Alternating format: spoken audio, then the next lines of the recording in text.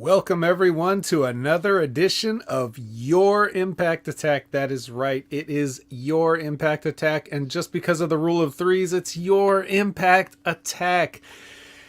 I am one half of your co-host this evening, the vet, Jamie Williams. Pause for Ray's intro music.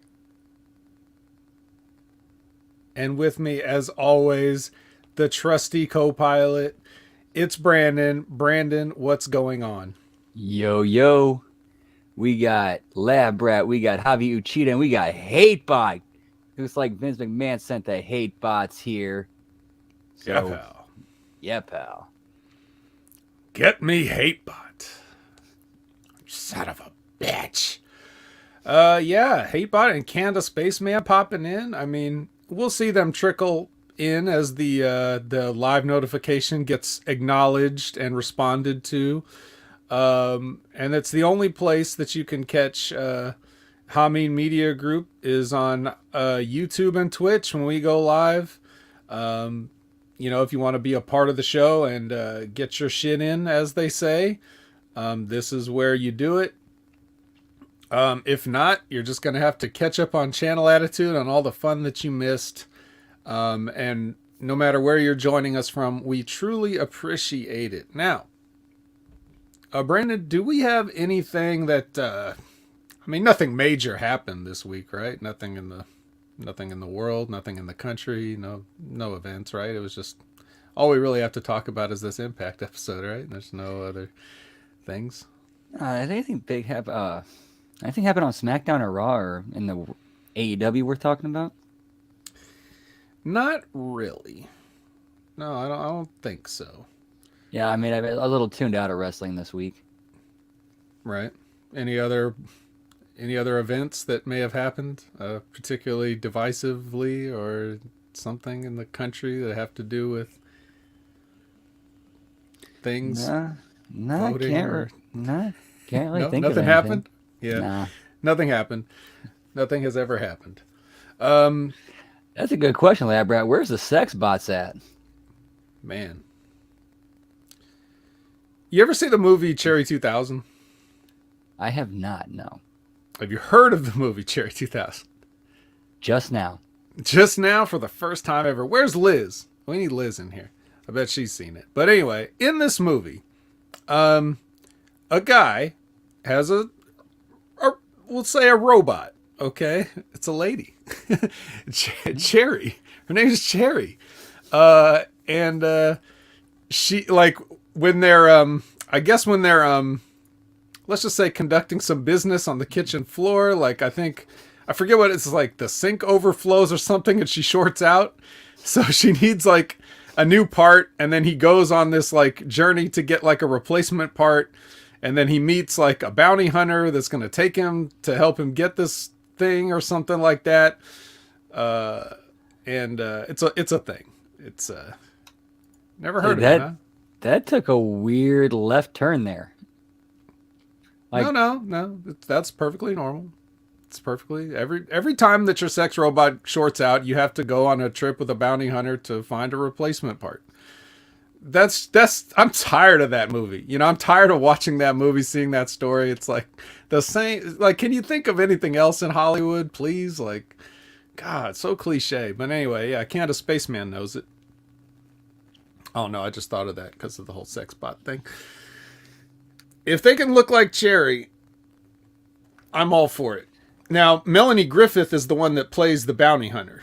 So, if I remember, spoiler alert for anybody that hasn't seen it, perhaps this guy maybe sees something more in like a human person than he did in her sex robot, the journey they have along the way. So, but you'll just have to see for yourself. And I don't know if we don't have anything else to talk about besides that at the beginning of the show. I guess we could get right into it. We get a little bit. Spaceman says there's a hard movie to find for a long time, though. I think it's on Amazon Prime. Last time I checked, so if you have Amazon Prime, you might be able to see it. Cherry 2000. All right. Because we all know when you put 2000 at the end of something, it's going to be great. Mm-hmm. like LOD 2000. That's right. This was I forget what year the movie came out. I want to say late 80s. So this was a time when 2000 still seemed like, a long way away. Surely we all have, lifelike sex robots and flying cars and stuff by 2000. And here it is 22 years later, and we're still waiting for the tech to catch up with our imaginations. But Back to the Future got me thinking 2015 was going to be a big deal, and here we are 7 years later. Like, where's the damn flying cars? I'm telling you, we don't even have a real hoverboard. Yeah, we got those ones with the wheels on there. They call them hoverboards. It's like it's on the ground, homie. Yeah, you're not, you're hovering on wheels. Yeah. All right. Well, yeah, that's enough. That's enough small talk. Let's talk about Impact because that's what we're here to do, and perhaps this was a little bit different of a show, as you had alluded to me a few moments ago, before we came on here.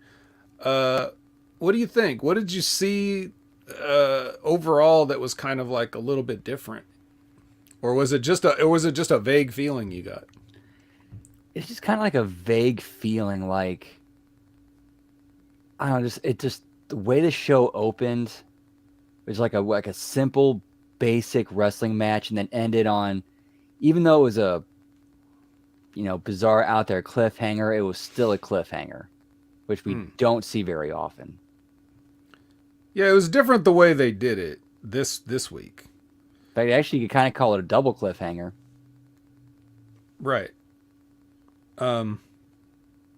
Yeah, so the next there's still another show before, what is this bullshit called? Overdrive? I think so, yeah, Overdrive. Yeah. And that's going to be on the 18th, so we're 4 days away from that. But we're going to get another episode before then. So I don't know if that's another episode taped in Vegas or if it's going to be in Louisville when they do that. Yeah, I don't know. It feels like in a lot of ways this was setting up a go home show. It did. It really did. And then now we have just an extra week. And I feel like I've said this before. I feel like we have done a show, you and I, where we talked about an upcoming pay-per-view, and we feel like they went home a week early, and now we got an extra week. It seems like this happened at least once before this year, if not a couple or 3 times. So, that was weird as well. But I guess let's just start with the beginning. A very good place to start. Where is Liz? Come on, Liz. We need Liz in here. This is, I guess, a good way to start the show for us, right? Because you say his name and he appears. And Joe Hendry comes out and he's gonna have his shot at the Digital Media Championship, just like was foretold in the previous week against Brian Myers. He comes out, he does his thing where he talks to the people, says his little speech. Now, did you notice this? I want to ask you about this particular little, it's a little detail. Like we've been positive. I don't think we've said a bad thing about Joe Hendry and his gimmick or anything like that yet. We've all been very positive on the presentation and everything like that. But did you kind of notice, like, the crowd was into it, like they always are, even though it's the same crowd the past 3-4 weeks or whatever. So they better still be into it. They're waving their hands side to side. They believe in Joe Hendry. They're chanting. They're clapping. They're doing all the things.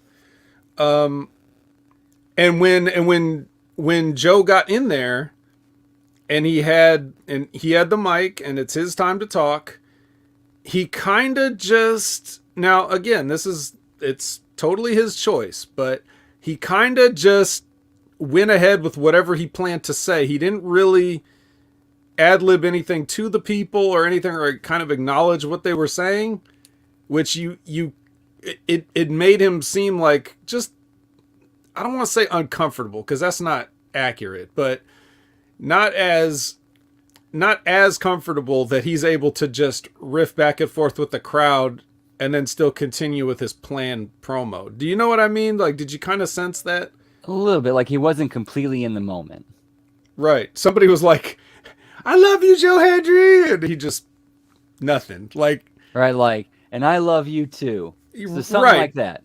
Right. Just something. Like he could have said, there's a believer. You know, just something like or something, he believes. Yeah, something to acknowledge that you're in the moment and you're not just trying to remember what you said. So I don't know. It could have just been it was obviously a snap judgment. Plus the shows are heavily edited, so I don't know if he did say something and they just took it out. You know, like we never can tell with Impact, right? Because of the way their production is. So I don't know. But that was just the one little thing I noticed there. You know, and they have their match, and it's, you know, it's just a basic. It's a wrestling match. That's what you're going to get out of Brian Myers. You're going to get a wrestling match. Yeah, I got paint by numbers, but at least it's, you know, when it's like that, it gives you plenty of room to work with to get your character over and get that in. Right. It's one of those things where, so like, even for a simple tackle, you know, that's where Joe Hendry, you know, leans over and does the clap, you know, like as he's looking down before he goes to hit the ropes. So things like that, you can make those the things that we've all seen a headlock shoot off tackle a billion times. But if you do it like that, then it's like seeing it for the first time. So that's what a worker does. That's a good execution of that and that concept.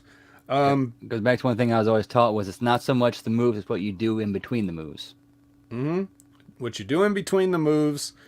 It's looking like, ultimately, it's looking like you're not trying to just remember the match that you planned out in the back. That's what ultimately you want to, that should be everyone's goal, is to make it look like you're reacting in real time. And that's why when you see guys that are like, you know, well, we'll see a match like that very shortly, next, in fact, where guys are just doing things and they're going to do those things no matter what. Rather than looking like you're reacting to things in the moment and making this shit real. We forgot that we're supposed to make the shit real. Like, if you are a magician and you take your top hat off and you can see bunny ears poking out of the hat, then when you take the rabbit out of the hat, nobody gives a fuck. Because they saw the ears already. Like, we're not even hiding the ears anymore. We're not even trying to hide the bunny. We're just like, hey, I saw a magician pull a rabbit out of a hat once, so I'm doing it. And I don't care how they did it. I'm doing it, and you fucked it up. You fucked the trick up. You know what I mean? Like, that's what we're seeing a lot with guys these days. We want to see the guys that are able to keep the rabbit concealed until the moment. So or the magician, the knife throwing, where they actually, like, he lines up in sync with the guy pushing the knife out through the back the other side. Right. And then we get a guy like Sami Callihan who just stabs him with a knife. So he just says fuck it and throw it and see wherever it lands, it lands. Yeah. Thumbs up, thumbs down. So that's what I'm saying here. Anyway, that's a long way of just trying to say that these guys are, you know, getting their character over. Cardona is out there trying to interfere. Heath and Rhino come down, take care of him. There's a big false finish where Joe goes back to get in the ring. Myers kicks the rope up and hits him in the balls. Then he goes to hit his big DDT, and Joe Hendry kicks out. So I forget if that's Myers' actual finisher. If so, Joe Hendry kicked out of it. If not, the crowd bid on it because it seemed like the timing of a screwjob finish. And he was also, when he was down getting pinned, he was like looking off to the side, not like looking up at the ref like you see some guys kind of do to see when that hand's going to come down. So it looked like that was a believable ending to the match, but he ended up kicking out. He hit his, what's that movie? The one-handed spine buster? Ovation. Standing ovation. Is that what it is? And our new digital media champion is Joe Hendry. So if you believed in him, you were right to do so. Any other thoughts on this? I think Myers has finished that clothesline that he calls a roster cut. Oh, that's right. Something way lamer than the DDT. I know, right? Kind of like that what was it when Shane Douglas is finished with that belly to belly, and you're in a match, people getting hit in the head with chairs, and it's like, boom. Right. But my belly to belly though, yeah, yeah, you're right. Well, he also had the Pittsburgh Plunge, which was like some other kind of move too, but I thought that looked better than the belly to belly. So yeah, new digital media champ. So I guess I'm looking forward to see what they do with the digital media championship with him. But does that mean I'm gonna have to follow like other accounts and stuff like that? Maybe I should just follow Joe Hendry. I'm not following him right now. Maybe I should. Yeah, I don't know. Do you follow Joe Hendry on any of his accounts or anything? Do you see what he does? I need to, because I'm sure that is probably fun and entertaining. Yeah, certainly now it is, right? This gives him a world of opportunity. Yeah, he's the right person for it. So absolutely, I think. I mean, I know Myers has his figures podcast and shit like that, but I mean, just whatever. Just like the creative possibilities you could do with this guy in that belt. Mm-hmm. Yeah, we'll see. We'll check into that and we'll get back to you guys on that. Right now, Jay Vidal has a video prepared for Giselle Shaw, and he's going to show this video. And then as they're watching the video on the laptop, it is then just going to cut over to just broadcasting the video straight into our living rooms. And in this video, this is where they took a bunch of footage and a voiceover, and they cut it all together with other people saying nice things about, with all these Impact stars saying nice things about obviously other people, and them dubbing in Giselle Shaw at certain points to make it sound like they're talking about Giselle. I liked this. I like the idea of this. The execution could have been a little bit better, but in the sense that the way the voiceover, it was like they were just dubbing over like Giselle Shaw over other people's names. But they could have cut it to where the announcer was saying Giselle Shaw, and then they just cut right into the rest of the interview so that he could have done like a voice, like it's like, I don't know how to describe what I'm saying. Oh, like the cut in, cut out of like instead of dubbing it over, like an actual cut in of somebody else saying Giselle Shaw's name and then cut that back out. That would also probably work, but that would be more work for them. But I was saying more like if the voiceover was saying, if the voiceover like was saying Giselle Shaw and then they transitioned to somebody like where that would carry over. I mean, like he ends a sentence, then starts a new sentence, says, and Giselle Shaw, and then they cut to Mickie James, and she's like, is one of the most, if they had done it like that, but instead the dub thing was funny though. It was funny. So it's really just the way they chose to do it. But I thought this was a good idea. It got some good heat. But whenever, here's the thing in wrestling these days, because of the way the fans view this and think about it and the atmosphere in general, if you do something like that's creative and entertaining as a heel, then people just forget to not like you. You know what I mean? They kind of are like, you kind of get over doing entertaining things as a heel. So it's like a line that you can't really walk these days. Whereas like back in the, 40 years ago when people still thought this shit was half-ass real, if you were to do something like that, it wouldn't change their mind. They'd be like, I hate you even more, Giselle Shaw. Boo! But the one issue with that is the model we have is like the most successful wrestler of all time followed that exact model. I mean, you're not wrong, but now because of that, we feel the reverberations of that to this day, where it's not even the same type situation. But I think that was more of like a rare. He was the only one who could have pulled that off that way. Yeah. And it took a while too. Like people think like in the WWE, you're referring to Steve Austin in case of people have like or The Rock. Or The Rock? Oh, yep. Okay. Well, I guess, yeah, exactly right.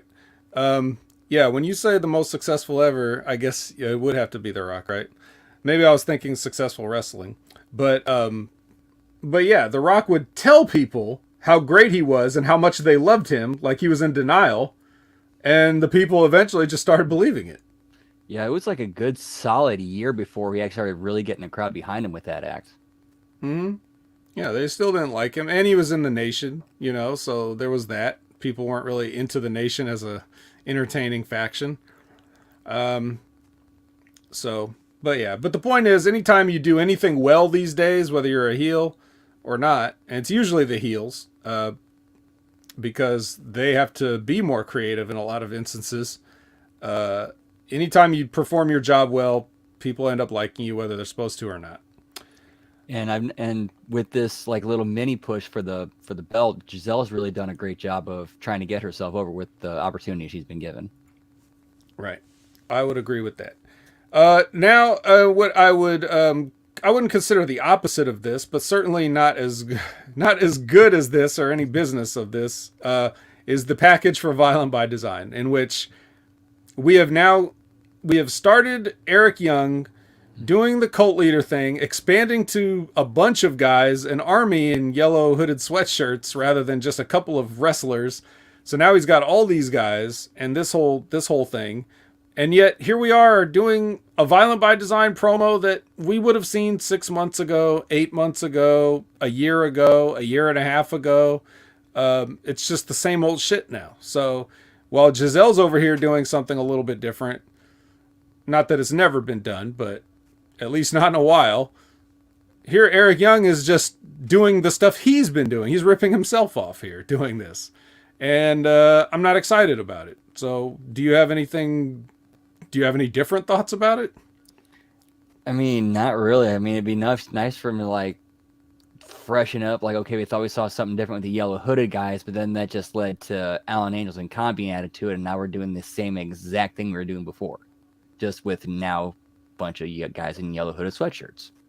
Right. And as Hatebot has pointed out, Alan Angel's trading the Dark Order for Violent by Design. Big upgrade, eye roll emoji.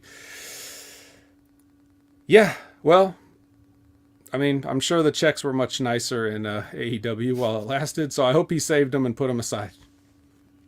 In case times ever get lean over at Impact again. But at least it did accomplish something in furthering the business of kind of giving a little intro to who these two new members of the group are. Not much, but a little bit. Right. Now that you know a little bit more, do you care? No. All right. So anyway, no offense to those guys, but so like Lab Rat. So did Ava Raine not get selected by Eric? Is that why she's in NXT? Yes, that is correct. Sorry, The Rock's daughter. We don't need you. So what we need is Trey Miguel versus Speedball Mike Bailey in the X Division tournament, right? That's what we need. Now, the big question whenever Trey Miguel has a match is what, Brandon? Is he going to get that entrance right? Trey wasn't even on the stage yet when the tag started going, so he is more behind than he has ever been. He ran out there and started trying to catch up to it. It was pretty damn funny, if you ask me. So the answer is no. No, not only did he not, he has done it worse than ever. He should lean into how off he is and make it a thing. If you're gonna have it like that, lean into it. You know what else you could do? Or just get rid of it. You could do that. What you could do is your entrance video could be you doing it, but then you'd actually have to film him doing it.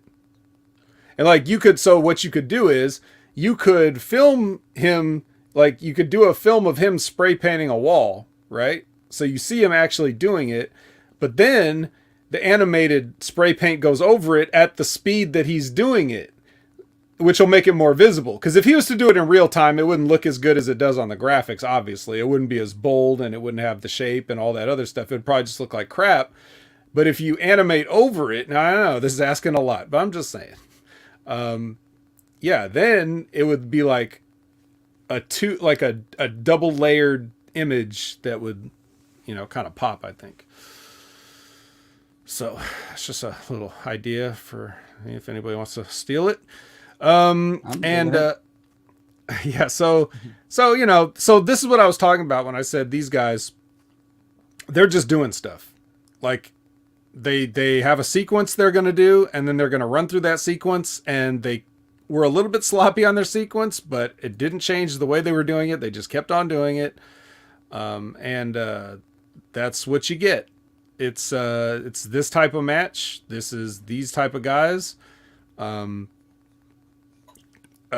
can you expect? So Kenny King comes out, sits down with popcorn, the meme, and the Michael Jackson Thriller, and he's watching the match, and he starts like antagonizing Speedball a little bit, even chucks a few kernels at him when he's on the outside.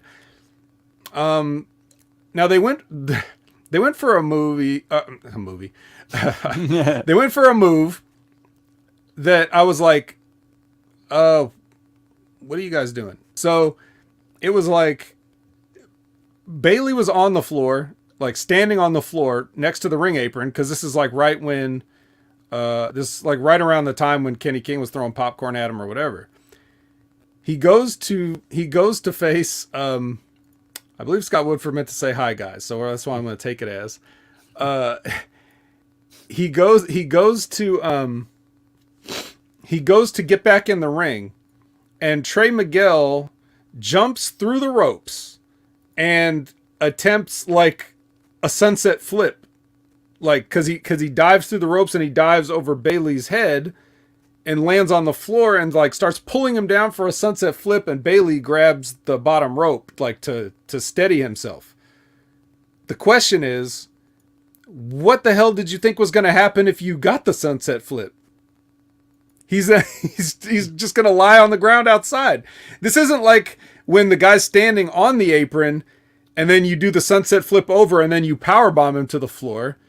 Bailey's feet were already on the ground. So if he went down for the sunset flip, it would just be a sunset flip pin on the outside with nothing to it. Right, and you can't win on the outside. Not in this match. So I was just watching this like it's a small thing, but I was just amused sitting there like, what do you guys think you're fucking doing right now? What do you think the spot is? Yeah, like if it was a Falls Count Anywhere match, that might be a cool spot. Yes, exactly. It wasn't. It was an X Division match, tournament match, which means it's a regular match. So anyway, as after this whole thing, whatever, Kenny King grabs Trey Miguel and tosses him into the stairs, and that means that Bailey's disqualified, and Trey Miguel moves on, albeit probably with a headache. So now we're puzzled as to what Kenny King is doing out here, or why he's interfering in this, what his stake in this is, at least for now. We kind of go to commercial break wondering what the hell was that all about? Why does he care if Trey Miguel wins or whatever? But other than that, we'll get to that in a second, but what did you think of this overall match and segment here? I mean, your typical X Division, move, spot. I mean, how many times do they stop to try to, pin the guy and win the match, which is the object of what you're in there trying to do? Well, they did it once, except they were on the outside with the sunset flip. I mean, what the fuck? Come on. Dude, how about that spot where Trey's on the mat and he takes a moonsault double knees? Like, there's like no give there, and you're going to take that? It's what he wanted to do, to take a line from the Ultimate Warrior's confession. But man, yeah, I don't know. I don't know with these guys. I really don't. But nonetheless, so much could have went wrong, especially so close to the ring too. Well, one thing we've talked about is we've talked about Mike Bailey in terms of like not necessarily just the recklessness of what he's doing, but the fact that the shit that he does just looks like it's going to hurt. Like there's no way to work it. And you've seen where veteran wrestlers will avoid some of these things, and younger wrestlers don't. Like Trey Miguel's not going to want to say, yeah, I'm not taking that, brother, because this is just a supposition on my part. So you know, feel free to chime in with your opinion on what you've heard in locker rooms and stuff like that, traveling. But it's sort of a thing to me where it seems like you're banking some what's the word, like some trust, so that maybe they'll let you get some shit in on them down the road, like, hey, I did this for you, what about this, you know, like they're trying to like bargain here with taking moves, like, so that you have some equity, I guess. Equity's the word I'm looking for.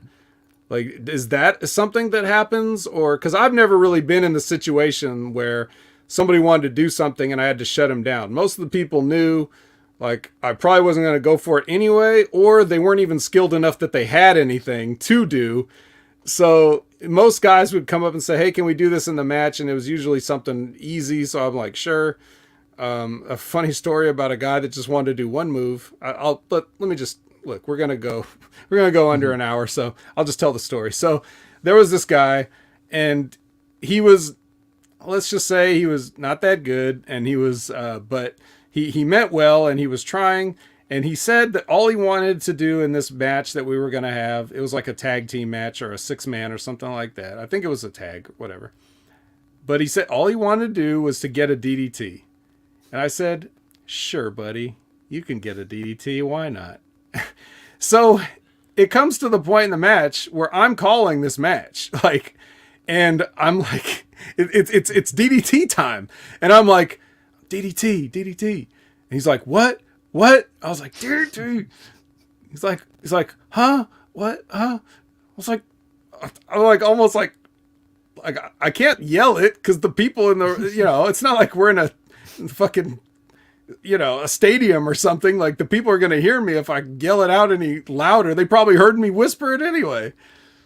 I was like, get a fucking DDT, motherfucker. Like, I had to like grab him so I could pull his head close enough to hear me, so then he could put me in a DDT. It looked terrible. But at that point I didn't care. I was like, whatever, this match is fucked. So things like that can happen. But more to the point of what we were talking about, when guys want to do shit that's dangerous, if you're a guy that feels you're somewhat of a dangerous wrestler yourself, you may just be willing to accept that in the hopes that one day down the road they'll return the favor. That's just my thought on it. But what do you think? I think it's, I honestly don't know. I don't know what goes through some of these guys' heads. I don't. I'm just trying to make some sense of it. But in any case, so Trey Miguel moves on. And we move on to the flashback moment of the week for Impact from February 11th, 2020. This is where Jordynne Grace defeated Taya Valkyrie for her, I think it was her first Knockouts title? May have been, I believe so. Probably. I don't even remember her being there that long, so she better not have had it before this. But yeah, so this is where we get, also just another little detail I noticed. The worst announcer ever in the history of professional wrestling, Josh Matthews, is, you get to hear some of his work in this clip, and one of which is where Jordynne Grace goes up top for her, you know, senton bomb, and Johnny Bravo climbs in the ring and like tries to shield Taya Valkyrie with his body, and Josh Matthews says, Johnny Bravo literally putting his life on the line. Literally? He was going to die if he took a wrestling move from Jordynne Grace off the top rope. Literally. Life on the line. Well, it's... No, I'm kidding. Yeah, literally. So yeah. Definitely stupid. So that transitions into the a meeting with the Death Dolls. You know, I'll let you talk about this one. Yeah, what are they, if you want to recap it somewhat, or... It just seemed, it was about Jessica not being, being down on herself over getting pinned. or under her this new character having a loss, Mhm. and she's apparently it looks like she's going back to the bottle. Oh no. Oh no. This is a dark day for Impact. Yeah, Jessica needs a drink, so she walks off, and Rosemary's very perturbed about this.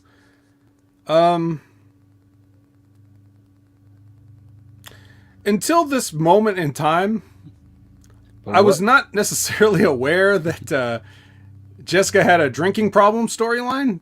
Yeah, me either. They never really addressed it. I mean, they had the thing where her and Taya liked having drinks, but they never had the thing where it was like where was the thing where they stopped having it, you know? Or like they made it a whole story of, all right, we need to put the drinks away and focus on wrestling. Right. We never saw that. No, I thought they were more kind of just going with like generalized partying. Yeah. Like having a good time. Not that it's the alcohol that's a problem. Exactly, yes. Yeah. And Candace Spaceman says it. Never heard of Jessica drinking at all. Yeah, so they're just inventing storylines out of thin air about this stuff. Then we're supposed to act like it was all... Yeah, she took Hangman's gimmick. That's it. I knew that from somewhere. And appropriate enough, that's like something I expect to see in AEW. It's like, oh, yeah, you should already know what's going on. I'm just laughing because I just got that image of like whenever Hangman would come out to do like a save, like to make a save, and he had like the tumbler with the, the tumbler with the whiskey in it or whatever. Like, why didn't you leave that where you were if you're going to come out and fight? Like, you know what I mean? But I know what that looks like somebody who's got a problem. Yeah, he didn't even like he didn't even. I don't even remember him just like taking the whole thing as like a shot and throwing the glass. I think he brought it down to the ring and just like he probably tried to punch a guy with the with the drink in the other hand before. Yeah, that would be the cowboy thing to do, is down that thing and then jump in the fight. Yeah. Yeah. But as Lab Rat pointed out, but she was sick. So she was sick. Yeah. Maybe that's the kind of sick she meant. She's sick because alcoholism is a disease, and all right. No. Anyway, then we get remember like what James Storm said though. If you're gonna have a disease or a sickness, it should be one that you can have fun with. The wisdom of James Storm. Hey, where's he at now? Man, where has he been? Maybe don't take advice from James Storm. Deanna gets Chelsea ready, maybe with some advice too. They're just kind of warming up, and then we come back and we see Kenny King, and he's kind of explaining his actions in relation to what he did out there earlier. And he says he sees something in Speedball. He's kind of vague about it. He doesn't really specifically say what he sees, but he said he sees something. He thought he saw it before, and he saw it again tonight, and he's going to take away the focus from the X Division Championship and put it on Speedball Mike Bailey so he can figure this thing out. So I thought it was interesting in the sense that we don't really know what he's talking about and kind of want to. It was a good promo. I don't have any faith it's going to go anywhere. It's probably just going to be a match. I don't think it's going to turn into anything major. And I hope Kenny King doesn't get hurt in this match because it is Mike Bailey. So, oh no. What did you think of the promo here? I liked it. He didn't mention during it. He said something like underneath the mullet and the attitude and the humbleness, there's something else underneath there, and that's what I want to draw out, or something like that. Or that's what I want to. Or I saw that, and that's what I want to try to. Yeah, like he's putting on a nice guy front. And I like how he's like beneath the mullet and all that and the bowing. Yeah. Kenny King can do a promo. I like it better than when he's just one of 5 guys saying stuff at the camera, like with Honor No More. So right. He didn't have much space to really get himself over, but now that he's by himself, I think he's gonna do pretty well. Right. I always liked him as a singles guy. Yeah. Yeah, they never really totally went all the way with him, I think, that they could have. But then again, I heard Jim Cornette hates him. because of something that happened, like where he no showed something, a booking he was supposed to make or something like that. And he's alluded to him having certain attitude problems in the past, which is why he doesn't like him. But, you know, that could be a reason why he's only get pushed so far at certain times. There was I remember this when that happened. I think it was an incident where he was booked on an ROH show, but he ditched that to go wrestle at Impact. Yeah, I don't know who came out on the winning end of that one, but yeah, you got to honor your bookings, guys. That's just how it goes.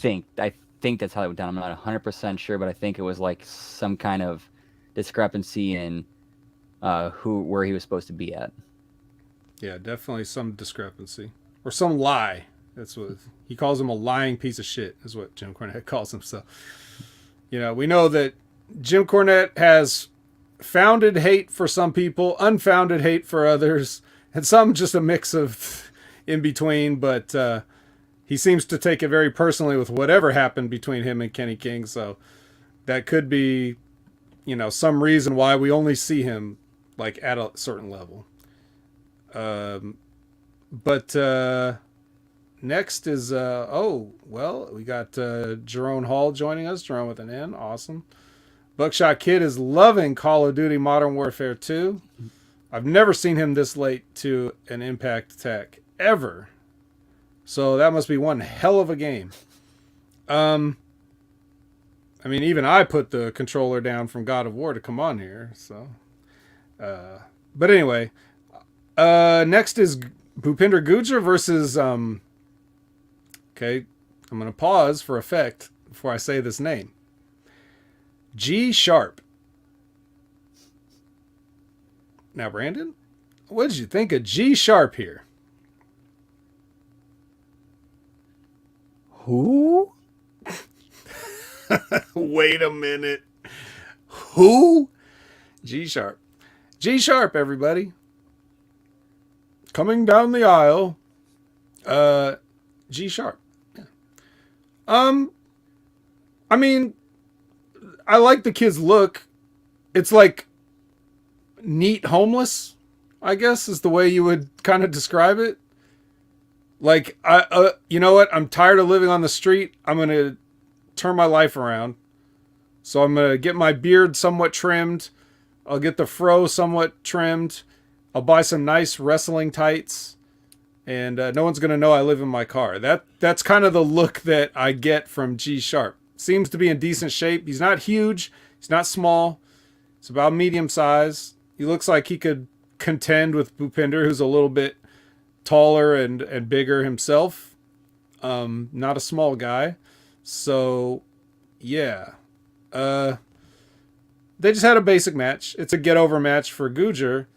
I just thought it was funny how in I forgot who it was, said on commentary, we're past the opening stages when it comes to Gujjar, and then we're having a get-over match with a local guy. Yes.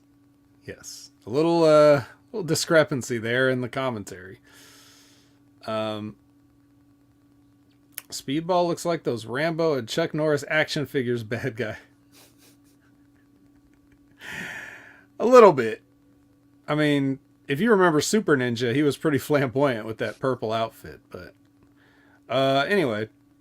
So yeah, the other thing about this was it didn't really lead to anything. Like a lot of times when they have a squash match on Impact, and it wasn't even really a squash, it was half-ass competitive. But I mean, yeah, like I'm like, why is Gujjar giving this guy so much? I don't know. It's I guess he's a threat. We may see more from G Sharp in the future, but normally they put some business at the end. Like it was, just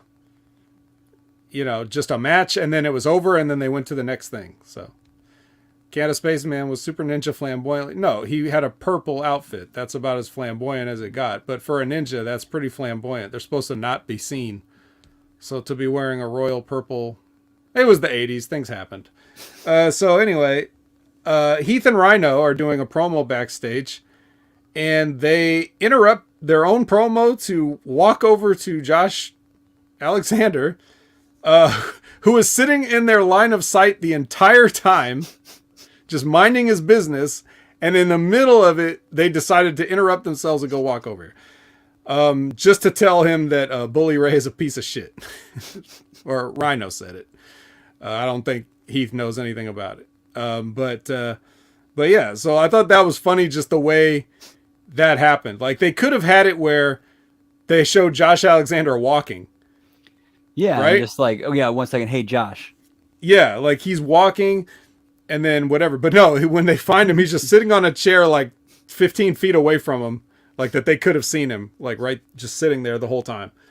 So that was funny and weird. Unintentionally funny.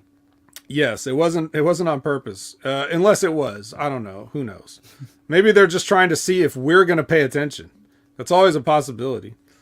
Because, I have been doing a lot of... I didn't watch this shit on this show, so, maybe they think like I'm like faking it. So maybe they're throwing these little things in to see if I'm paying attention. I'm paying attention, guys. Don't worry. I'm a professional, unlike some of you. And then Mickey James warms up. I caught that too. Can't get anything by me. If I see Mickey doing some of these arm stretches and stuff like that, I know that she's ready to, put her career on the line. Just like Johnny Bravo is ready to put his life on the line, taking a senton from Jordan Grace. Now here's another interesting, and guys, the lights, they're like in pretty much full effect here. Like just when I thought they were like, oh, okay, they're doing a little bit hiding it behind some of the props in some of the areas, like putting in the background a lot more like NXT likes to do it. But then later on, we're just going to see the same shitty, just stick them right on the floor in front of the wall. A little red light on a white wall. Looks like a period stain in underwear. Just fucking terrible. So like, just when I think that they're like, okay, they're kind of getting it. Nah, they're not getting it. I just haven't seen the whole episode yet. But they're trying to do cinematic stuff like that they don't normally do. We already mentioned the thing about, the Giselle Shaw cuts on her little promo package. And this here, what we just talked about with Rhino, like it was like a tracking shot because they keep the camera on him and then they watch him walk over. Now we've seen that before. But this one's a little unique here. So Alicia finds Jessica reading ODB's book. And it seems that Jessica's takeaway from this book, one of the pointers that she's gotten from it is just keep drinking. And then she does like a BAM thing like ODB and says something about the real Aussie Open if she goes to see Thunder Down Under. I don't think Impact's going to travel to Australia anytime soon, but I think that is just wanted to get that line in there. So yeah. But anyway, so she says that, and then there's a camera cut. So Jessica starts walking away, then they cut. So they cut to the other side of where they were standing. So we see Jessica now walking out into the background, and Alicia starts walking into the foreground. And she takes a couple of steps, and all of a sudden Fat Eddie's here in the foreground, which again, like we were talking about with the blocking of the Heath and Rhino and Josh Alexander thing, this would have mean that Eddie was like 4 feet to Jessica's right the entire time that Alicia was talking to him. And I guess it could have been, he could have just been standing there, just standing next to Jessica reading a book and drinking or whatever, like whatever. But anyway, so Lish goes towards Eddie, and apparently she wanted to wait until they were on camera, at a taping to ask him about the interview he had last week. They didn't talk the whole week up to now. Yeah, married couple living together, Nothing to talk about really. And even if you want to, but that's the thing. Like, are we admitting, like, is this canon that they tape all the episodes together so that maybe you could have said that this took place like right after Eddie's interview? Like, and she just walked up then and wanted to ask him about it right then? But how would she have seen that? I guess she could have been watching off stage. I don't know. I'm thinking too much about this, but I think they're not thinking enough about it. Like, one thing I hate that's a cliche in wrestling shows is when people only talk about stuff that they would immediately talk about. Like if two people have a fight and you're going to act like you wouldn't talk about something that happened like in the car to the next town or the airport. You know, like you wouldn't text them at any point during the week. You'd wait until the next Monday Night Raw or Friday Night SmackDown to say anything about it. You've had no contact. You've just been under a rock for an entire week. And this is kind of that thing here. This is a married couple, and she wants to ask him about the interview a week later. So whatever. So this kind of shit sucks. But I don't know if anybody even cares what Eddie says. It's just a bunch of, you know, a generic nothing like he always does. So it doesn't really matter. I think my points are more salient here. What'd you think of this? What'd you think of the cut? What'd you think of the cinematic things, the little flares that they're trying to put on these backstage segments? Just give your thoughts on this overall. I mean, the way they're shooting and producing it, I like it. It's different. It makes them stand out a little bit more. But it looks, I think ODB might be coming back, which is kind of cool. Yeah. Because that could be kind of interesting. It could kind of like if ODB kind of turning Jessica kind of away from the rest of the Death Dolls might lead to a tag match, kind of snap her out of it, sort of thing. I don't know. Just spitballing here. Yeah, I don't know either. I mean, yeah, they could steal that too if they want. But yeah, Lyra like, says Fat Eddie was like, "You better not eat." No, he surprisingly didn't say that. It's fine. What were you gonna say? Yeah, like I don't get what's going on with this whole Eddie and Alicia thing. They only talk once a week, so it's probably having a trial separation. It's got to be hard on the kids. Hatebot, what's up with the Aussie Open guy with the mustache? He looks like he's in shape, but also fat, and his shorts fit like a diaper. Well, it sounds like you described exactly what's up with him. I mean, what else is there to say? You nailed his whole character. Yeah. That's usually what just like a big old dude that doesn't do steroids looks like. It's kind of just, that's it. What else you want? If he did steroids, he'd be leaner. That's it. And the shorts fit like a diaper because you have to have them tall enough to pull them up over your gut because you're self-conscious about your lower abs. That's why that happens. All right. I hope I answered that question. Now, next is Chell versus Mickey, with, of course, Mickey's career on the line, as it is in every match, even six-woman matches. That it shouldn't be on the line, but it is. They're wrestling. They're having a wrestling match. It's going a little bit. Did you notice some of the awkwardness and sloppiness here? Yeah, I had that written down. Sloppy match. I think it was because Mickey's trying to call it as they go, or at least parts of it. Because Chelsea looks like she's waiting for what to do next, rather than trying to remember what she's supposed to do next. She looks like she's waiting to be told. So that's just what it looked like to me. I don't know if you saw that. I don't know if anybody in the chat would see that at all, but that's what it looks like. And then Deanna is out there. Of course, she tries to cheat and put the feet on the ropes or something at some point. I think she grabbed her arm and put it on the ropes. And then she gets ejected by the world's most annoying ref. I know you guys think it's Aubrey Edwards, but at least she's silent most of the time. This fucking guy, you can hear him in the back row of any building that you're in say, 2 count, 2 count. Hey, what are you doing? Hey, 2 count, get out of here. 2. Yeah. I'll take Aubrey over him any day. But anyway, later on, Deanna runs back out because she's like, hey, this stupid annoying ref isn't going to tell me what to do. So she runs back out, and then Taylor broke her promise, which I don't know if she really promised, but she she did kind of agree, I think, at the time that she wouldn't go help Mickey and just let Mickey get beaten up. But she came out here and she grabs Deanna to fight off with her. They just fought off. They fought off. That's another Jim Cornette thing. And then Chell misses with her missile drop kick, and Mickey jackknifes her 1, 2, 3.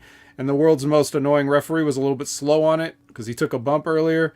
But it was just like he was late counting the pin. It's supposed to be one of those things where the referee's got to be right there because it's a surprise pin. You know, it's not like a knockout move. It's a surprise pin. And so the referee's kind of got to be on it. But he was late on it, so he fucked that up too. So, just more heat on him. Any thoughts on this? It looks like Mickey's career is going to survive at least one more week until she gets to Taylor at Overdrive. Best part about this match was how great Mickey looked. Not Mickey, Chelsea. I mean, Mickey looked good too, but I think Chelsea was probably the star here. Oh, yeah, in that department. Yeah. What can you say? Yeah, you get to see, like, they're totally different styles, like Chelsea's a little bit longer and leaner.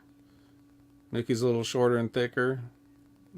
It all depends on preference. Two lovely ladies having a match with an annoying ref. So I'll take them both. I'm hardcore. Yeah, he's hardcore. Don't worry, we haven't started talking about him yet. See what I did there? Yes, I did. I saw. Yeah. All right. So next we have Burt Macklin, FBI, looking for Scott D'Amore, and he finds Dreamer instead. So, they go a little back and forth, the usual generic, stuff. Dreamer tries to teach Macklin a lesson about life, and Macklin's not receptive. And then he ends up, putting himself in a match next week with Macklin. Macklin says that he's going to end Dreamer. And I wrote down that's the first thing that Macklin's ever said that I can get behind. Please end this. Not interested in watching Tommy Dreamer wrestle at this point in 2022. Sorry. And I just want to point this out, okay? It's a small thing again. Maybe for some of the eagle-eyed viewers, they would have noticed that while Macklin was trying to knock on Scott D'Amore, what he thought was Scott D'Amore's door, because Scott's not there. He appears in a video package or two, but he's not in the building. Even though they taped this all on the same night, so that he should have been there. But he's not there. And if you see Tommy Dreamer in the back, he's kind of like, there's like some female, I guess, some female employee or somebody, and he's kind of like uncomfortably close to her, holding an empty cup. There's like nothing in his cup, because you see him like hold it down like towards the ground where it would have spilled if there was something in it. But he's not. He's just holding an empty cup, and he carries it over to talk to Macklin. So it's just funny because, the reason Tommy Dreamer had to take a break was because of the incident where Ric Flair pushed a air flight attendant into an uncomfortably small area and was trying to do things that he shouldn't have been doing. And then Dreamer got heat for trying to put the heat on her. So here he's filmed looking like it's in a similar style situation. So I just thought that was kind of funny. I don't know if they meant to do that. I doubt they meant to do that. But yeah. Any thoughts on this? For Macklin, Tommy Dreamer. We didn't see any helicoptering, so that was good. Maybe Macklin and Tommy Dreamer could have had a helicopter match with each other. Definitely don't want to see that. With Ric Flair as special referee. Yeah. And the flight attendant on a pole. Flight attendant on a pole. She's hanging up there like... Yeah, pal. All right. So there we go. That's what we all wanted to see. We all wanted to see Macklin versus Dreamer, and we're going to get that next week. in a old school rules match, because you can't say Extreme Rules. That's copyrighted now. So it's an old school rules. Because you remember how when wrestling was old school, they hit each other with cookie sheets and trash can lids and shit like that. That's what things were like back then. So, next we get Zicky Dice with Swinger. They're still doing the WrestleMania 3 miniature cart entrance. Yeah. And then Bully comes out, and yes, of course, he's got his little trophy, his little Bound for Glory generic default 1 trophy. All I wrote down here was I wrote that the match happened, and then I wrote table, Bully Bomb, Moose, and that's the end of my notes.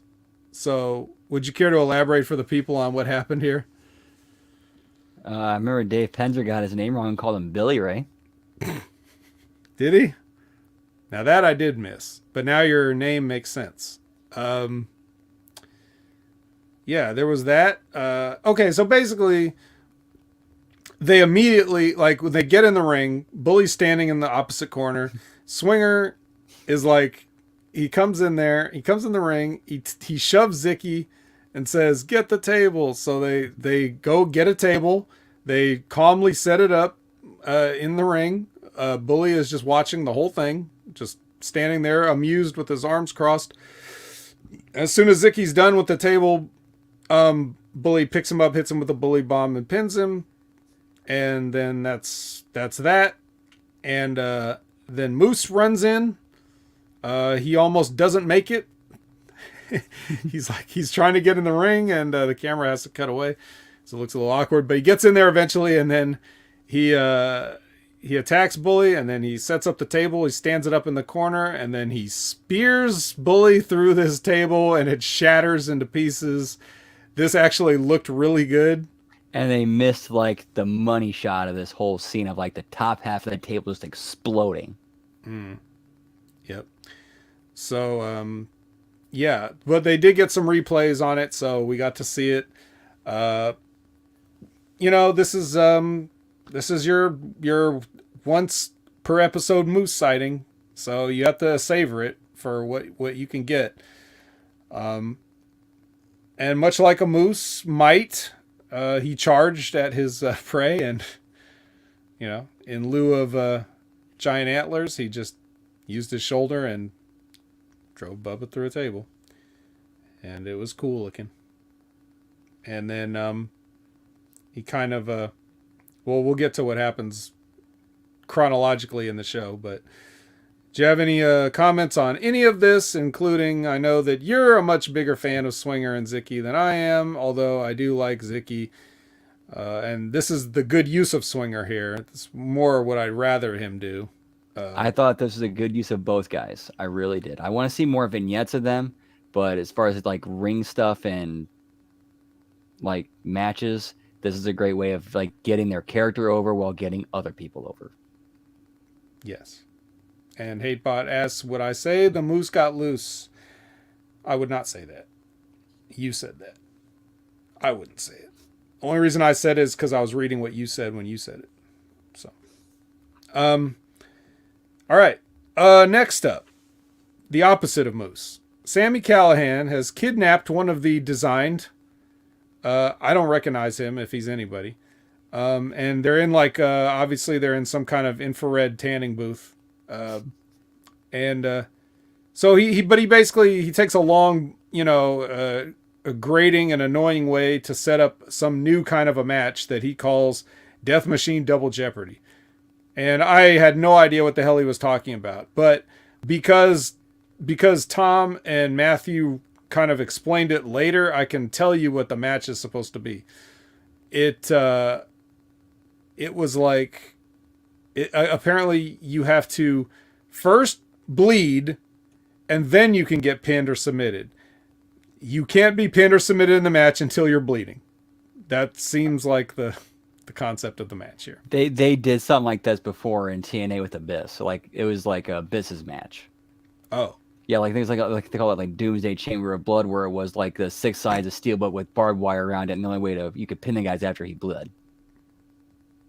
I see. So continuing a great legacy of tradition here, but just taking the match and naming it after yourself is what Sammy's doing. Gotcha. See, I wonder when I see shit like this, I just can't help but wonder, like, is this Sammy's idea, or are they coming up with this for him because they think he'll like that sort of thing? I don't know what degree his collaborative process is here, but I do wonder that.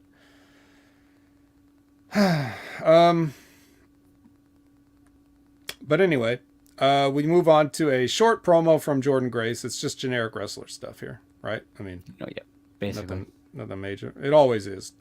I don't think she has anything of substance to say ever.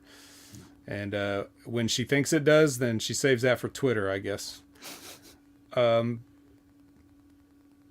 you think... I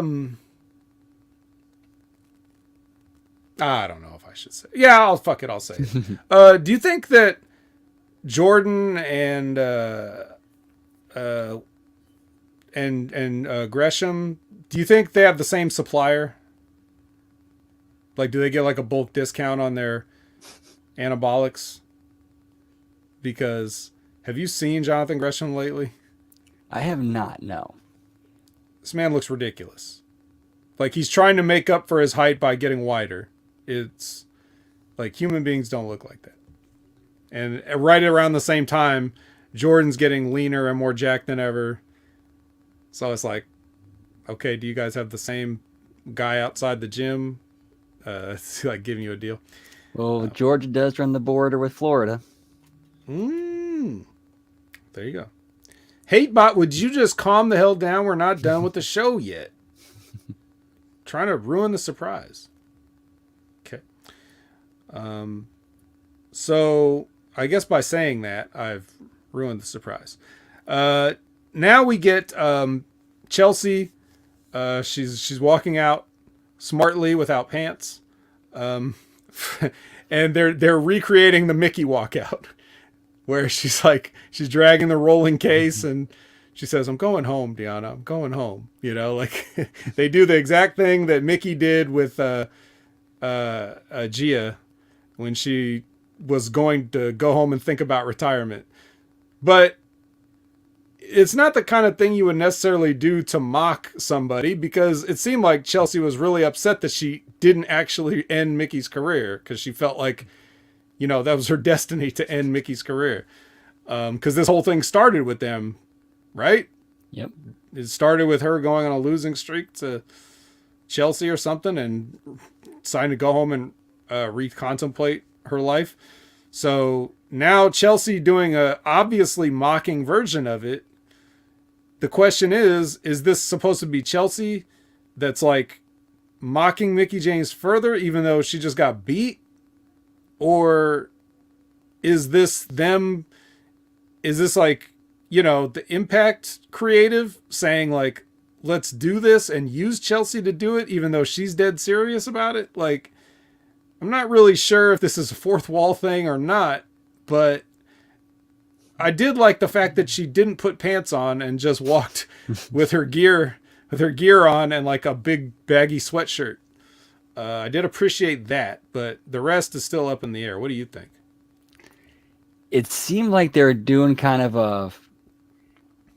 a weird parallel where she's kind of having her own mental breakdown because she kind of had Mickey against the ropes and almost thought she had her gone, and then it ended up not happening. So I could see them kind of doing that and running like a parallel kind of thing where the different outcome, because they're two different characters. But they've done so many of these repeat angles that when in a time when it actually would work and make sense, it doesn't have the same impact. Pun intended? Pun intended. All right. Just always say it is intended so you sound smarter too. Yeah, I mean, I don't know. Really don't know. But we'll see. Maybe we'll see. Maybe they'll elaborate further. Or maybe they'll just pull something out of thin air. That would be cool. I like Hatebot's idea. Hot Mess coming back? I don't like the hot mess, man. Stupid. Fucking. I don't get it. Does she put on new makeup every day just to cry it off? Or does she just never wash her face? Either way, it's not cool. But anyway. Let's go to... Okay, so now here's where they say that... They let us know that during the break, whichever break, Bully challenged Moose to a tables match. And they show him selling the table and like holding a microphone and saying, Moose, tables match, you know, whatever he said. And then then Tom Phillips says that it's official. It's going to be Bully versus Moose at Overdrive in a tables match. And they have a graphic and everything. Well, I thought Scott wasn't here. So I don't know how they could have even approved it that fast. I mean, this was only a segment or two ago. And then now they have it. Maybe Gail did it. Maybe Gail did it. Didn't see her either. They could have said, you know, but they shouldn't have had a graphic. Don't think they should have. Yeah, you can't have that ready to go that quick. Yeah, we see your budget. We know what you're working with. Don't try to work us. Yeah. So, yeah. Labrat says best acting Bully has done. Maybe he wasn't acting. I mean, that was a good spear through the table.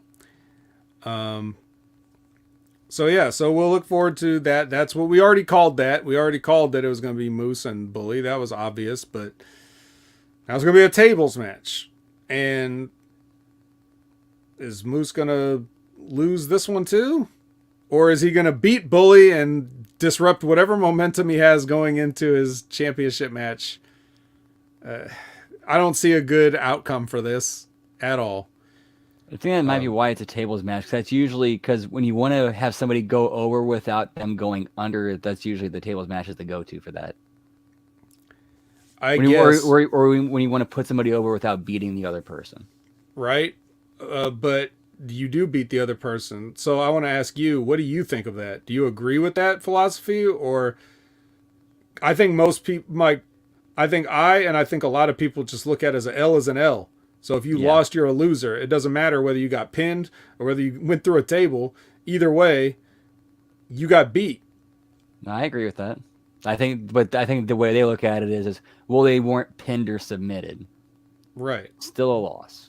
No, you just got completely manhandled and thrown through furniture because that makes you look way better, right?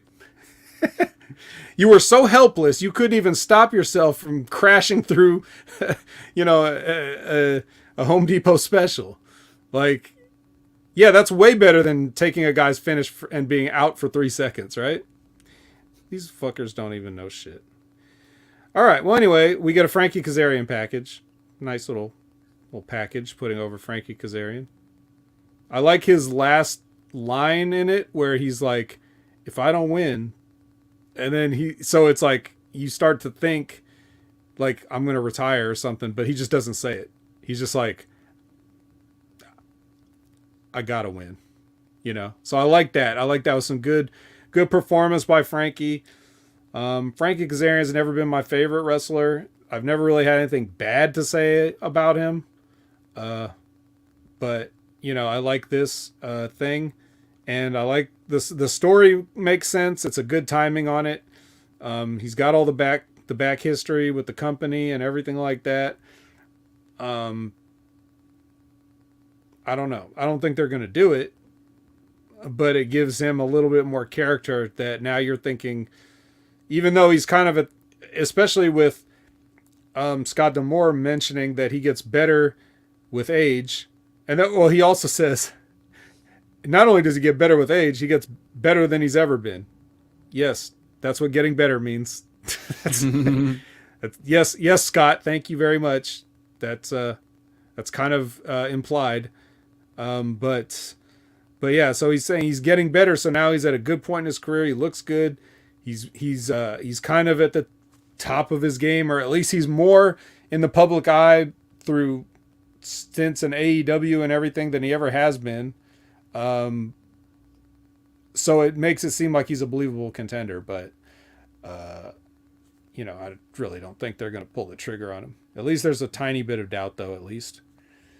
I thought it was interesting they had a clip in there of him and CM Punk together from the really old TNA days. Oh, did they? I might have looked away for a moment. Yeah, it was like the very beginning of the video. Like, might have been like the first few shots. Yeah. And HeyBot says, another AEW original relegated to Impact. How did AEW miss on this guy? He's got the K100 endorsement and everything. They miss on that guy the same way they missed on every guy. They bring him in, and then they've got 56 other guys that they need to figure out what to do with, and he's just not figured into the plans. You can't have that many guys. There's just no way to push them all. There's not even a way to get them all on TV. You can see Tony trying, but it just can't be done. Of all the things that you could lay at his feet, I wouldn't say that's one of them. I mean, it's his fault they're all signed there, but you have all these people. You can't push them all. You can't put them all on TV. And there's guys that have more money on them than Frankie Kazarian that also ain't getting on TV. So perhaps Rio took his spot. I don't think they're in the same spot, but I mean, now if Rio challenges Josh Alexander for the Impact World title, then we can talk. Yeah. So now it's time for Giselle Shaw and Jordynne Grace for the Knockouts Championship. Do you have any thoughts on this match? I mean, it was a match. I didn't. Is that shock and awe? Is that Giselle's finish? I think so. I think that's the name of it anyway. I don't remember what the move is. So I think they said she hit it, and then of course Jordynne kicks out. Well, she's a juggernaut, you know. You can't. She's the juggernaut, bitch. You can't hold her down that easy. We'll have to get Spider-Man to trick her into running through quick-drying cement or something if you want to beat Jordynne Grace and get that title off her. And no, I'm not talking about Trey Miguel. So, yeah. I don't know. I don't really have any notes on it. It seemed like it was okay for who we're talking about here, what we're doing. I wonder, see, now that's another question now. What I was saying earlier about the whole, hey, I'm not going to take this move or whatever if it's dangerous or potentially painful. But like, what about the finisher spot? Who do you think suggests? Do you think it's Jordynne Grace that's like, and then you hit me with your finisher and then I'll kick out? It's like you see her doing that? Or do you see Giselle pitching it, like trying to like help get her over? I mean, you don't have to answer specifically for these individuals, but like, have you been around that? And like, where does the idea of kicking out of finishers, does it have an origin more often one way than the other? Or I don't know. I think it's more of a collaborative effort where it's just kind of like universally understood we're kicking out of each other's shit. Yeah, you could say that for guys like Rock and Austin, but I don't think Giselle kicked out of anything that Jordynne Grace would beat somebody with. So, like, in those instances where somebody's clearly under, like, who brings up the kicking out of finishes thing? Is that an ego thing for the babyface? That's a good question. Or could it be the agent possibly saying we want that spot in there? Right, the agent. There's always those pesky agents doing stuff. We can't really say we don't know. Right. I don't know. And I didn't know because I didn't remember what Giselle's finisher is, and I wasn't paying that close attention, to be honest. I think it was on the 2X, so that's probably why I maybe have missed it. But the important thing is that Jordynne Grace wins, and then afterwards it looks like we're just going to get another, like we always do. We always get an Impact that just goes off with no angle. Just, here's your main event. Okay, these guys won, and See you next good night, week. everybody. Yeah. And they're starting to do that. And then Masha Slamovich comes out of nowhere. Bam!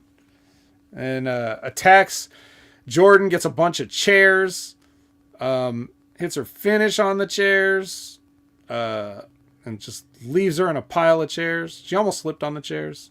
Masha did. Because, when you pile up like that, they're not sturdy. So walking on them, it's a little different. Buckshot Kid says Lance Storm would not have pitched that kick out, I'm sure. If he was, in fact, the agent for that match, I'm sure he wouldn't do it. Unless, who knows? Who knows what Lance thinks these days? He might have had a whole attitude change. So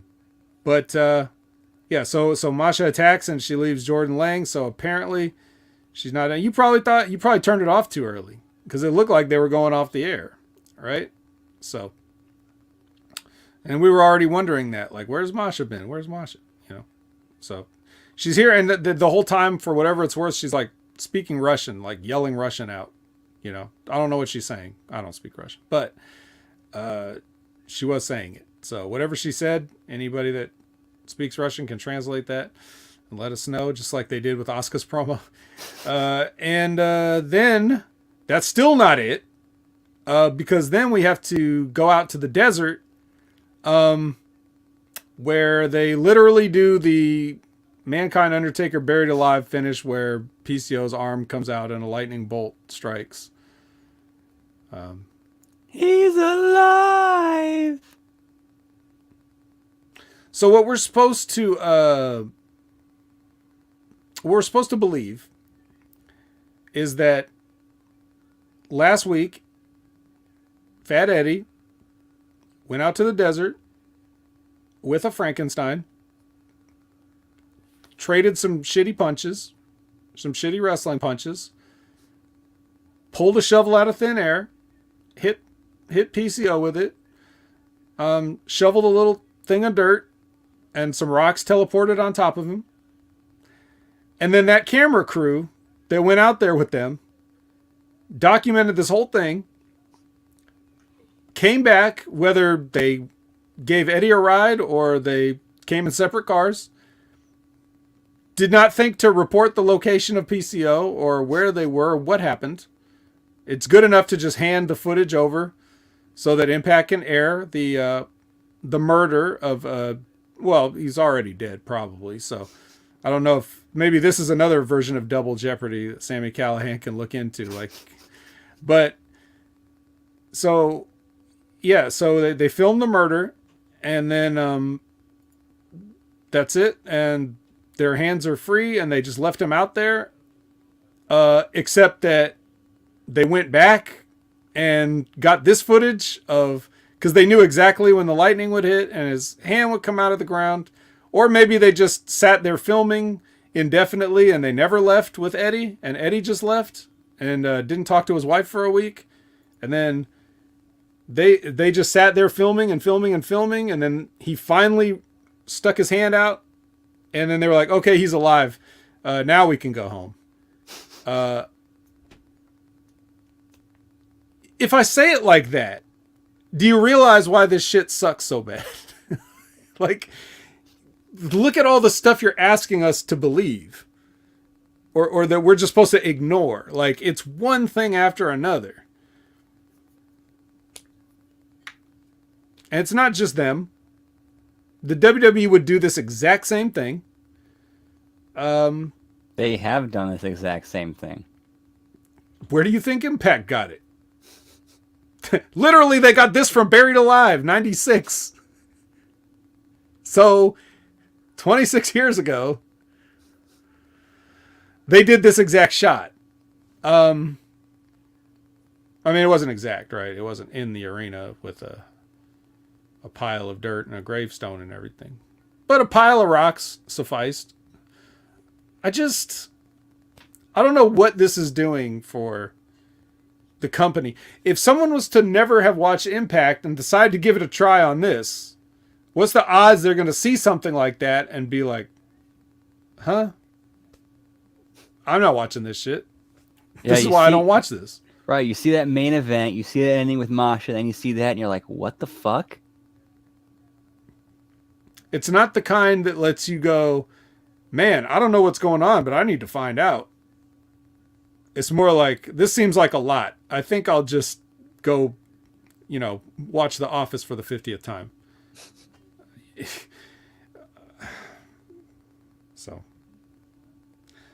So that's where we go off.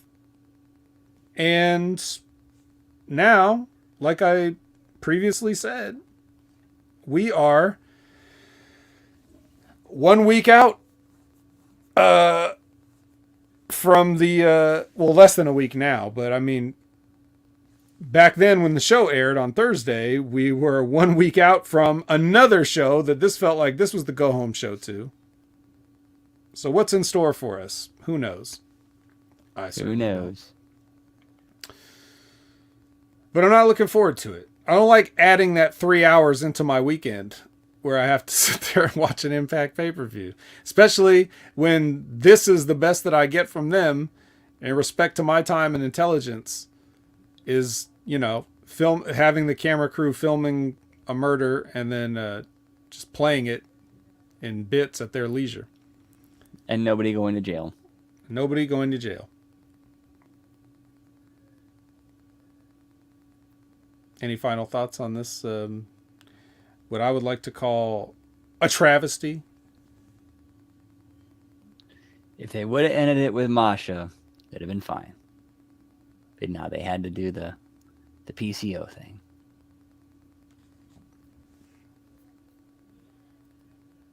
So Jordan versus PCO and Masha, a triple threat.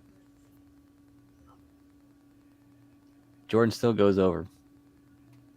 Just kick out of all the and then Grace Driver to PCO. Grace Driver. Well, she better inject some more stuff if she wants to get him up, because he's a big boy. Yeah. So that's our show. I think we had a nice show. I don't think Impact had a great show, but I think we did a nice show talking about it. They gave us content for us to have a great show. Yes. Maybe our show would suck if they did a good show, because we'd just be like, hey, I like this. This was good. They got over. All right, next. Oh, this was awesome too. Probably done in 15 minutes. So with that in mind, Impact, please never change. Except just turn off the lights. Yeah, turn off the fucking lights, would you? And, book Moose to win more. So more moose. Yeah. Like more cowbell, more moose. More moose. I got a fever. And the only cure is more moose. I put on my pants one leg at a time, just like everybody else. Only difference is when I do it, I spear bully through a table. Excuse me, Billy. So, Brandon, where can the people find you if they would like to hear from you more beyond just talking about this lame wrestling company? As always, you can find me at all the places at Miss Tia the Transarchist, and always every Monday right here on the Impact Attack. I see. Any exciting raids going on? We actually had it fall apart this weekend, and then I tried to get my thing set up, and all my settings were completely reset, and I did not have time to get them fixed before the raid started yesterday. Really? The settings reset? What happened? I have no idea. Like, my OBS setup always gets screwed up for whatever reasons every once in a while. It's fucking setups, man. It happens all the time. Like, that's one of the reasons that I just go with the streamlined streaming off the console rather than do through a capture, because it doesn't matter what you use, Streamlabs, OBS, whatever, they all just do weird shit all the time. I see it happen to people that are total pros. Like, they're always complaining about these systems not working right. So Canada Spaceman says, Timmy Baltimore complained about NXT's lights today on Monday Locker Room, so I know I'm not alone. The NXT 2.0 change sucks with that Dayglow crap, I think is what he was trying to say. Yes, Dayglow. I mean, what can I say? It's true. It's just a gross thing that is happening in wrestling where they put these weird garish colors in the background. Like I guess they think that the inside of a building looks too plain and disgusting to show on television, so they just got to spice it up a little bit. And all it does is call attention to, like, why are you doing that? I mean, we all know that you're wrestlers in a building that holds wrestling. Like, we know that buildings look like things. We certainly don't think that they have these weird colors all over the place just walking around. So I don't get it. I got to bring Timmy Baltimore on to one of my shows. But speaking of that, you can find me on the Next Level Wrestling Review with Big Ray Hernandez every Wednesday morning at 8 a.m. Pacific, 11 a.m. Eastern. And you may want to check out this week's episode because there may be a special guest. I don't want to make any promises, but fingers crossed we may get a run in. So please check that out. And then of course you can find me here on the Impact Attack every week. Wouldn't miss it. Even though I wish Impact was better, but still also somehow still bad. And then you can also find me. You could have found me this week on the live Q&A with Rip Rogers. I was able to do a run in there. And then Mike Mondo joined us.